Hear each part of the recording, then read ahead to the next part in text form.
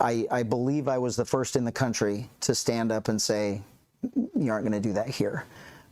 We got a little bit of a head start in Riverside County because the first plane that was admittedly brought into the country with people on it infected with COVID came to our county. And unfortunately, we were kicked out of it.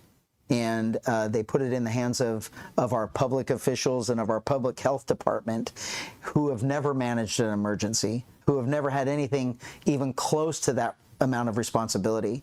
And he and I realized several weeks, maybe 1 month, 2 months in, that we weren't being told the truth.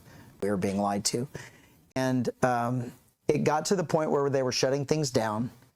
And I went to a Board of Supervisors meeting, and the governor's order was, we knew it was going to happen, and then all of the counties and the cities were supposed to follow suit and everything else. It was a 3-minute speech that basically said that I took an oath to defend the Constitution, and what they were doing was unconstitutional, and it was the first time in the history of our country that the government had taken away our civil liberties, including the right to assemble in church. And so while that is happening, the government is demanding that law enforcement arrest people for not wearing masks, or for coming out of their homes, or for not closing their businesses, or for showing up to church. And I couldn't do it. That's how you put food on the table.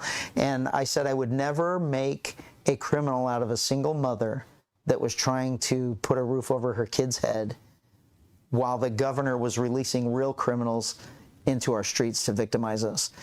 And that went completely viral. I became a national news story, and I just continued it from there.